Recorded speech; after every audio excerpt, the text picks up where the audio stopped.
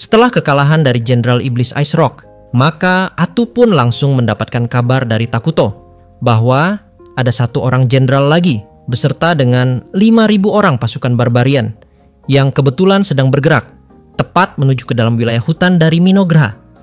Jadi berdasarkan hal tersebut, Takuto pun sekarang meminta Atu untuk dapat beristirahat lebih dulu dan juga memulihkan mananya. Serta Takuto pun meminta Atu untuk tidak khawatir karena kebetulan di Minogra masih ada Isla. Jadi untuk sementara, urusan pertarungan berikutnya akan ditangani oleh Isla. Nah, pada halaman pertamanya, kita pun dapat melihat kemunculan dari satu orang player lain yang kebetulan sedang berdiri dari kejauhan sambil menatap jalannya medan tempur. Untuk sementara, namanya masih dirahasiakan dan juga kekuatannya sekarang masih dirahasiakan. Tapi menurut narator, dia adalah raja, alias Dewa Iblis dari game Brave Quester. Singkat cerita, setelah menampilkan karakter misterius di atas, maka scene pun kini langsung berpindah, tepat menuju ke dalam sudut pandang dari Takuto lagi. Di mana pada momen itu, Takuto yang merasa bersalah karena sudah sempat meremehkan kekuatan dari para pemain RPG, kini dia pun mulai berkata kepada kita, "Ini menjengkelkan, aku harusnya bisa lebih waspada. Andai saja aku telat 5 menit memberikan info kepada Atu, maka dia bisa terluka lebih parah lagi." Ucapan Takuto yang terlontar tanpa sadar membuat Isla diam merenung, menatap dalam hati sang raja yang ia layani. Serangan mendadak dari bangsa barbar yang selama ini hanya dianggap kekhawatiran belaka oleh negara aliansi mereka, Fauncaven. Yang lebih mengkhawatirkan, para penyerang ini bukan berasal dari dunia mereka, melainkan dari permainan lain. Disinilah akal sehat dan kebiasaan umum tak lagi berguna. Informasi yang mereka miliki terlalu sedikit, hingga Takuto sendiri tak bisa menentukan langkah terbaik. Namun waktu serangan dari lawan tidak pernah menunggu. Yang artinya, menurut Isla Raja Takuto, sudah melakukan keputusan yang ceroboh dan juga terburu-buru. Tapi Isla tetap bisa mengerti. Karena lawannya kemungkinan adalah player, maka Takuto tidak bisa diam dan menunggu. Di momen itulah, pasukan musuh kini bergerak menuju pusat wilayah mereka, mengancam kedamaian yang selama ini dijaga di tanah Minogra. Situasinya semakin mendesak. Aku tak menyangka mereka bisa menemukan tempat ini. Cepat atau lambat kita pasti akan berbenturan, gumam Takuto. Isla dengan nada ringan mencoba mendorong sang raja untuk mempertimbangkan opsi serangan pertama terhadap musuh, terutama terhadap pasukan Raja Iblis. Keputusan Takuto yang begitu cepat dalam membuka medan perang di Dragon Town membuat Isla heran. Wajar memang jika mereka harus bertindak cepat, apalagi ketika Dragon Town sedang diserang dan harus dilindungi dengan segala cara. Tapi membuka medan perang tanpa benar-benar memahami siapa musuh mereka adalah tindakan yang terasa tidak wajar bagi Isla. Meski hasil akhirnya adalah kemenangan, mengalahkan jenderal musuh dan memukul mundur pasukan, keraguan tetap bersisa dalam benaknya. Apakah ada informasi yang aku tidak tahu? Pikir Isla sambil akhirnya mengajukan pertanyaan yang terus menghantuinya. Jika mengingat kembali, Takuto selama ini dikenal berhati-hati dan selalu menempatkan perdamaian serta stabilitas dalam negeri di atas segalanya. Bahkan dalam situasi berbahaya pun, dia pernah mempertimbangkan untuk meninggalkan Dragon Town jika itu bisa memberi keuntungan jangka panjang. Maka, kenapa kali ini dia bertindak begitu cepat? Jawaban Takuto terdengar tenang namun tegas. Aku lega karena kemampuan musuh masih dalam batas perkiraanku. Kalau para jenderal iblis mereka saja seperti itu, seharusnya kita bisa menang melawan Raja Iblis itu sendiri. Rupanya rencana ini disusun Takuto sendiri. Berkat informasi awal yang diberikan Atau, dia sudah cukup memahami kekuatan dan karakteristik pasukan Raja Iblis. Selama tidak membuat kesalahan fatal, dia yakin bisa mengatasi tantangan ini. Namun justru keyakinan itu membuat Isla semakin khawatir. Ada sesuatu yang dia tidak ketahui. Dengan penuh keraguan, Isla akhirnya bertanya langsung, menyuarakan pikirannya yang selama ini dipendam, sesuai dengan dialog dari Isla sebelumnya. Maafkan kelancanganku, tapi mungkinkah Raja Iblis itu juga seorang pemain seperti Anda? Pertanyaan itu tidak muncul tanpa alasan. Bila musuh mereka juga seorang pemain, mungkin bahkan veteran seperti Takuto, maka segalanya bisa berubah. Mendengar pertanyaan itu dari Isla, Takuto yang saat ini terlanjur terbawa suasana. Akhirnya dia pun mulai berkata, "Tidak masalah, aku tidak peduli dia player sepertiku atau bukan. Tapi jika dia sudah berniat menyerang Minograha, maka kita akan mengalahkannya tanpa memberikan ampun. Keselamatan dari Minograha nomor 1. Aku tidak peduli dengan bangsa lain." Intinya, Takuto telah membuat keputusan tegas. Musuh harus dihancurkan sepenuhnya, tanpa peduli apakah mereka pemain atau bukan. Isla pun patuh, menyadari bahwa mempertanyakan perintah hanya akan membuang waktu. Sang raja memulai perencanaan strateginya, menyusun langkah-langkah berdasarkan pengalaman masa lalu, sembari bersiap menghadapi variabel tak terduga dari dunia asing ini. Tepat saat ia hampir menyelesaikan rencananya, seorang prajurit Dark Elf datang membawa kabar darurat. Musuh bergerak menuju ibu kota Minograha. Meski Takuto sudah mengetahuinya lewat sistem Eternal Nations, ia tetap menghargai laporan langsung itu. Isla segera mengambil alih, memberi instruksi evakuasi dan pengaturan komando. Gia, panglima pasukan, sudah bertindak cepat bahkan sebelum perintah resmi datang.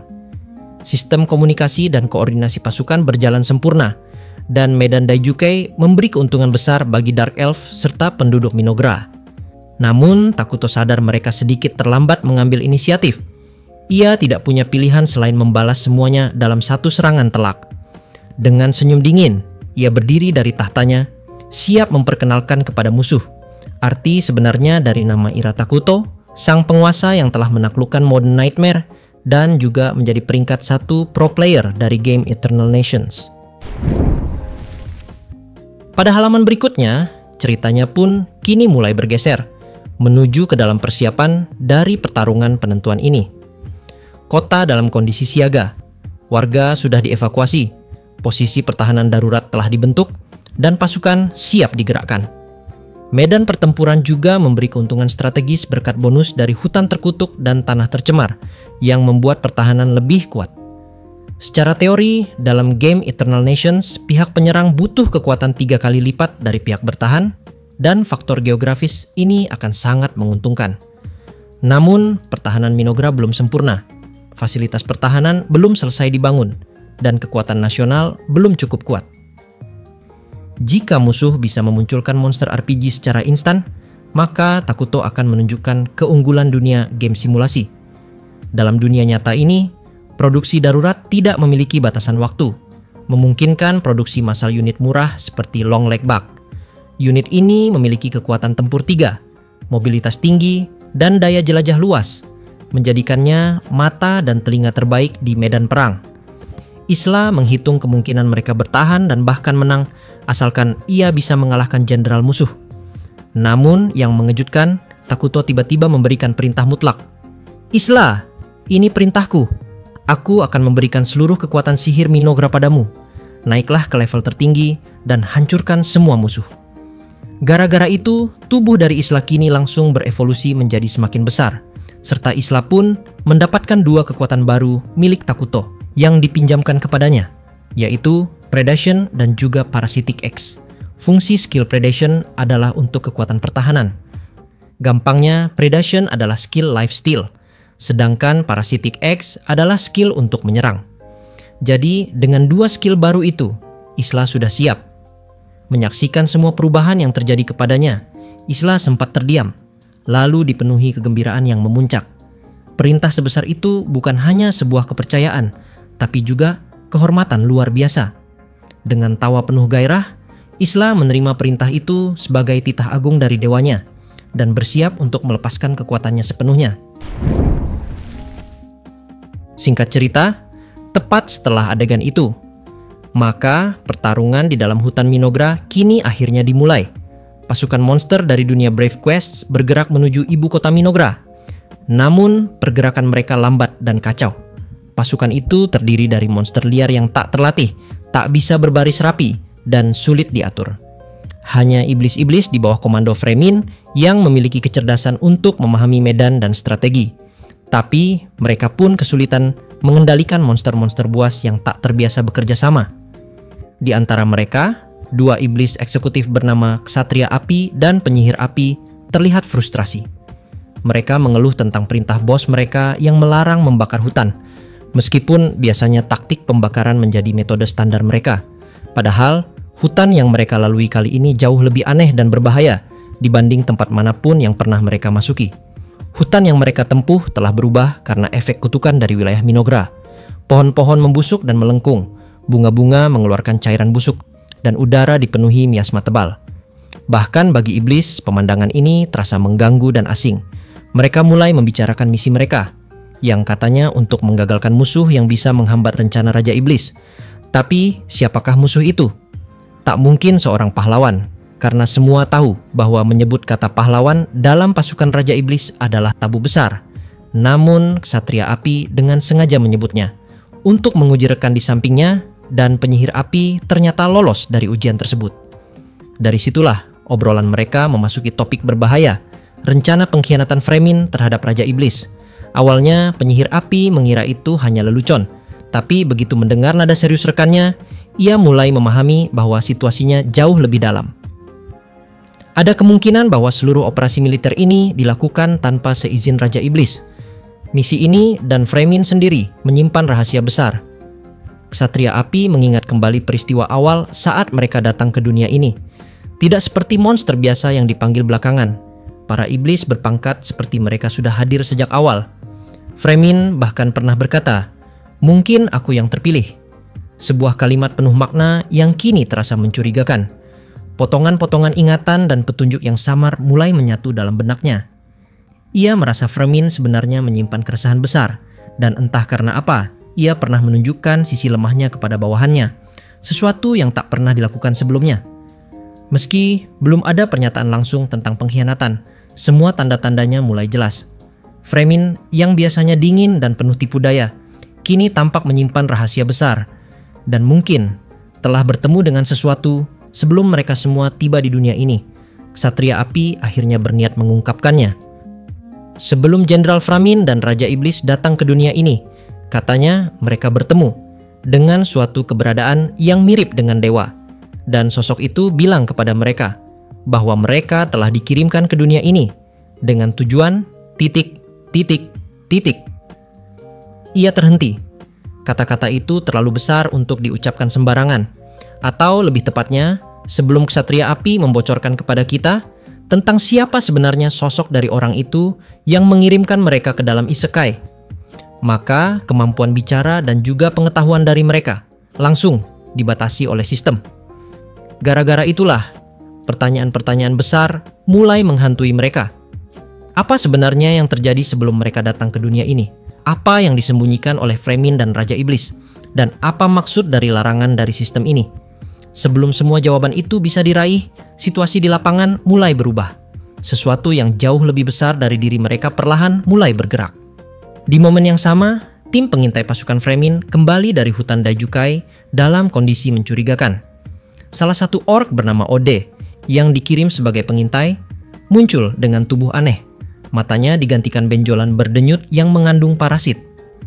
Meski sempat mencoba berkomunikasi, orc itu tiba-tiba berubah menjadi inang dari serangga raksasa yang keluar dari kepalanya dan menyerang monster di sekitarnya. Kekacauan pun pecah. Serangga-serangga lain mulai bermunculan dari langit dan tubuh-tubuh infeksi lainnya. Ksatria Api dan penyihir api segera sadar ini adalah serangan mendadak dari musuh. Tapi medan penuh miasma, larangan membakar hutan, serta kemampuan kamuflase serangga membuat mereka kehilangan keunggulan. Pasukan monster rendahan yang mereka bawa mulai jatuh satu persatu. Mereka pun memutuskan mundur, memanfaatkan monster lain sebagai perisai hidup agar bisa melarikan diri. Sebagai elit pasukan Raja Iblis, mereka yakin bisa bertahan, sampai suara misterius perempuan terdengar dari dalam hutan. Suara itu mengolok mereka, menyebut mereka sebagai tentara kegelapan yang menentang cahaya. Penyihir api melemparkan sihir melanggar perintah, tapi gagal melukai siapapun. Lalu sosok musuh sebenarnya muncul. Isla, Ratu Serangga, turun dari langit. Tubuhnya besar, menyeramkan, dan kehadirannya menyelimuti medan dengan tekanan batin yang luar biasa. Tanpa mereka sadari, pasukan Fremin sudah menembus terlalu dalam, hingga masuk ke wilayah kekuasaan Sang Ratu. Singkat cerita, pertarungan pun kini langsung terjadi. Namun, karena Isla terlalu kuat, maka hanya dengan satu kali serangan saja, Isla pun mampu mengalahkan mereka berdua tanpa memberikan perlawanan yang berarti. Setelah mereka kalah, Isla kini langsung memakan tubuh dari mereka berdua untuk dapat meningkatkan kekuatannya lagi. Tidak hanya itu cuy, karena di sekelilingnya penuh dengan mayat monster Brave Quest yang tergantung di pohon, telur-telur berisi larva, dan darah yang menetes dari tubuh-tubuh hancur. Tempat itu adalah neraka yang nyata, dan para monster yang sempat masuk kini hanya menjadi makanan. Sambil membersihkan darah di mulut, Isla menilai para musuhnya terlalu lemah dan tak memuaskan. Semua telah dia habisi, kecuali satu yang datang terlambat. Pria itu muncul dengan aura marah, Fremin, sang iblis api neraka, salah satu dari Shitennou, pasukan Raja Iblis. Meski tubuhnya kurus dan terlihat lapar, nyala api menyelimuti dirinya. Ia langsung menyadari bahwa Isla bukan sekadar musuh biasa, tapi sosok bos besar di balik pembantaian ini. Dalam kesunyian yang mencekam, keduanya saling mengukur kekuatan. Fremin kehilangan sebagian besar pasukannya, termasuk Flame Knight dan Flame Mage yang ia andalkan. Kini dia sendiri terpaksa turun tangan. Isla memperkenalkan diri sebagai salah satu pahlawan dari Minogra, bawahan Raja Kehancuran Aera Takuto. Keduanya berasal dari dunia game berbeda, saling asing namun sama-sama menyadari musuh di hadapan mereka bukan lawan biasa. Isla menyebut nama Ice Rock, dan Fremin langsung menyadari bahwa rekannya itu telah kalah. Meski Ice Rock adalah yang terlemah di antara Shitennou, kekalahannya tetap membuat Fremin geram. Terlebih, kekalahan itu datang terlalu cepat dan tanpa perlawanan berarti. Kini, Fremin mulai sadar yang mereka hadapi bukan sekadar kekuatan asing, tapi kekuatan yang mampu mengancam eksistensi seluruh pasukan Raja Iblis. Di sisi lain, Isla pun kini juga merasa bahwa lawan dari dia sekarang bukanlah sekedar monster RPG biasa, tapi Isla bisa merasakan aura seperti seorang player tepat dari dalam tubuh Fremin. Gara-gara itu, Isla pun kini tidak boleh lengah, dan mulai dari sana pertarungan sampai mati dari kedua jenderal perang ini kini akhirnya seketika langsung dimulai. Di dunia Brave Quest yang menjadi asal dari Fremin, monster hanyalah pion dalam strategi besar. Tidak ada nilai dalam kekuatan kolektif, yang menentukan adalah kekuatan pribadi. Itulah sebabnya taktik mereka tampak ceroboh, seolah tak mengenal koordinasi. Tapi bukan karena mereka bodoh, melainkan karena di dunia mereka, yang menentukan hidup dan mati adalah duel. Duel antar tokoh, duel antar kekuatan absolut, dan seperti itu pula cara kerja mereka selama ini. Bagi Fremin yang berasal dari game RPG, perang bukanlah seni taktik. Perang adalah panggung bagi individu terkuat. Karena itulah Fremin tetap berdiri di tempat ini. Karena ia percaya selama ia bisa membunuh lawannya yang berdiri di depannya sekarang, maka semua kekalahan sebelumnya bisa dianggap tidak pernah terjadi. Dalam sistem Brave Quest, di mana memanggil monster bahkan tak membutuhkan biaya, pemikiran itu bukanlah sebuah kesalahan. Yah, bagaimanapun juga dia memang yang terlemah di antara para Shitennou. Kalau dibandingkan denganku, mungkin perbedaan levelnya bisa 2 kali lipat. Kalau kau pikir kekuatannya setara denganku, kau pasti akan menyesal. Oh, kau terdengar sangat percaya diri. Apa kau pikir aku tidak? Suara Isla terdengar tenang, nyaris seperti bisikan lembut yang ditutupi oleh nada anggun. Setidaknya, membunuhmu dan menyeret bosmu yang bersembunyi di balik singgasananya ke tanah bukanlah sekadar ancaman kosong. Karena faktanya, aku akan membunuh Raja Takuto kesayanganmu. Kalimat itu menyentuh sesuatu yang tak boleh disentuh. Karena bagi Isla dan bagi semua pahlawan dari Minogra, Takuto bukan sekadar pemimpin. Dia adalah dewa mereka. Taring Isla mengetat. Suaranya berubah dingin dan mengerikan. Tekanan tak terlihat menyelimuti udara di sekelilingnya. Sang Ratu Serangga tak lagi tersenyum. Kemurkaan mulai menetes dari matanya yang sebelumnya lembut. Dan tepat pada saat itu, ratusan, bahkan ribuan anak-anak serangganya yang sejak tadi berdiam di pepohonan, di tanah, di udara, bergerak serempak, menerkam Fremin tanpa ragu, bagaikan banjir keputusasaan yang tak bisa ditahan. Fremin menghilang di antara kawanan serangga. Yang tersisa hanyalah suara mengerikan, jeritan, desiran sayap, derak cangkang yang pecah. Dalam sekejap, tubuh Fremin telah terkubur dalam sebuah massa hitam tak berbentuk yang menggerogoti segalanya. Isla tetap diam. Namun tak lama kemudian, api meledak di tengah kawanan itu. Sebuah dentuman panas menyapu udara, membakar semua serangga yang menyelimuti tubuh Fremin. Asap hitam mengepul ke langit, dan dari balik kobaran api, Fremin kembali muncul. Wajahnya penuh luka. Tubuhnya masih kurus seperti semula, tapi api di sekujur tubuhnya menyala jauh lebih besar, lebih padat, lebih pekat. "Selamat datang. Aku juga tidak membenci wanita kasar, tapi aku tetap seorang pria, jadi aku harap kau bisa memperlakukanku dengan lembut." Nah, gimana cuy? Dari dialognya aja, harusnya kalian udah bisa tebak kan? Framin itu monster biasa atau seorang player.